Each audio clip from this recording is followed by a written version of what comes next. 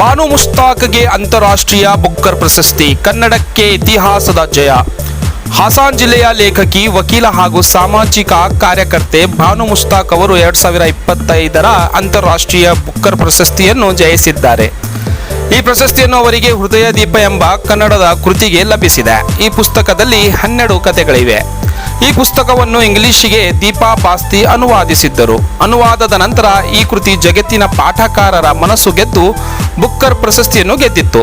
ಇದು ಮೊದಲ ಬಾರಿಗೆ ಕನ್ನಡ ಪುಸ್ತಕಕ್ಕೆ ಹಾಗೂ ಕಥಾ ಸಂಕಲನಕ್ಕೆ ಈ ಪ್ರಶಸ್ತಿ ಲಭಿಸಿದೆ.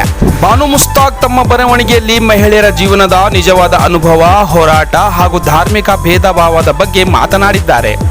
ಅವರ ಕಥೆಗಳು ಹಾಸನದ ಭಾಷೆ ಮತ್ತು ಸಂಸ್ಕೃತಿಯನ್ನು ತೋರಿಸುತ್ತವೆ. ಇದರಿಂದ ಪಾಠಕಾರರು ಈ ಕಥೆಗಳಿಗೆ ಹೆಚ್ಚು ಸಂಪರ್ಕ ಹೊಂದುತ್ತಾರೆ. ಅನುವಾದಕಿ ಆದ ದೀಪಾ ಪಾಸ್ತಿಗೆ ಕೆಲಸಕ್ಕಾಗಿ 2024ರಲ್ಲಿ ಪೆನ್ ಇಂಗ್ಲಿಷ್ ಟ್ರಾನ್ಸ್ಲೇಟ್ ಪ್ರಶಸ್ತಿಯನ್ನು ದೊರೆಯಿತು. ಈ ಜಯ ಕೇವಲ ಬಾನು ಮುಸ್ತಾಕ್ ಅವರದಲ್ಲ, ಇಡೀ ಕನ್ನಡದ ಸಮುದಾಯದ ಭಾರತೀಯ ಭಾಷೆಗಳ ಮತ್ತು ಮಹಿಳೆಯ ಸಾಹಿತ್ಯದೂ ಆಗಿದೆ. ಇದು ನಮ್ಮ ಸ್ಥಳೀಯ ಭಾಷೆಗಳಲ್ಲಿಯೂ ವಿಶ್ವಮಟ್ಟದ ಸಾಹಿತ್ಯವಿದೆ ಎಂಬುದು ಜಗತ್ತಿಗೆ ತೋರಿಸಿದೆ. This moment feels like 1,000 fireflies lighting up a single sky, brief, brilliant and utterly collective. To even stand among these extraordinary finalists is an honor to me.